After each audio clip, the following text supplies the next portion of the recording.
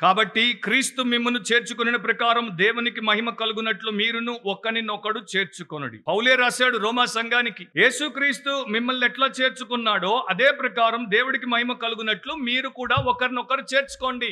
ఇప్పుడు మీరు ఆలోచించండి, దీన్ని ఎట్లా ఆలోచించాలంటే అంత గొప్ప దేవుడికి ఇంత హీనమైనటువంటి మానవుడికి మధ్యలో ఉన్నటువంటి ఈ యొక్క అగాధాన్ని యేసుక్రీస్తు ద్వారా పూరించి ఆయనే నన్ను చేర్చుకుంటే, ఆయనే నిన్ను చేర్చుకుంటే, ఆఫ్టర్ ఆల్ నేనెంత నువ్వెంత వారిని వీరిని చేర్చుకోవడానికి మనము అబ్జెక్షన్ ఎట్లా పెట్టగలం? నేను వారిని చేర్చుకోను అని చెప్పేటువంటి హక్కు అధికారం మనకు లేదు. సో నేను నిజంగా విశ్వాసిని అంటే విధేయతలో ఈ విషయాలన్నీ కలిగి ఉంటాను. ఇవి నేను చేయలేకపోతే నేను విధేయత కలిగినటువంటి విశ్వాసిని కాకుండా పోతాను. సో ఇక్కడ ఫిలేమోను ముందున్నటువంటి ఆప్షన్ ఏంటి? ఒకవైపున అపోస్తల్ పాల్ ఉన్నాడు, అపోస్తలుడు ఉన్నాడు. అపోస్తలుడిని చేర్చుకోవడం ఎంత ధన్యత! ఇంటికి సేవకుడు వచ్చాడంటే ఎంతమంది అంత సంతోషిస్తారు. ఇంటికి ఇంకా బాగా వాడబడుతున్నటువంటి సేవకుడు వచ్చాడంటే ఎట్లా ఉంటారు మనందరికీ తెలుసు. సో ఒకవైపున అపోస్తలుడు వస్తే ఎట్లా చేర్చుకుంటారు, ఇంకొక వైపున ఇష్టం లేని బానిసలు వస్తే ఎట్లా చేర్చుకుంటారు? దేవుడు ఏమంటున్నాడు? ఇద్దరిని, అపోస్తలైనా స్లేవ్ అయినా ఒకే రకంగా చేర్చుకోవాలి. అది దేవుడి గొప్పతనం,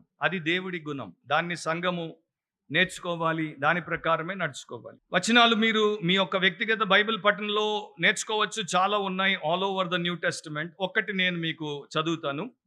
మత్తయి సువార్త 25వ అధ్యాయం 40వ వచనం. జాగ్రత్తగా ప్రభు పలికినటువంటి ఆ వాక్కులను వినండి. అందుకు రాజు, మిక్కిలి అల్పులైన ఈ నా సహోదరులలో ఒకనికి మీరు చేసితిరి గనుక నాకు చేసితిరని నిశ్చయముగా మీతో చెప్పుచున్నానని వారితో అనును. సో యేసుప్రభు ఏమంటున్నాడు? మిక్కిలి అల్పులైనటువంటి ఈ నా సహోదరులకు మీరు చేశారు గనుక నాకు చేశారు అని నిశ్చయముగా మీతో చెప్తున్నాను.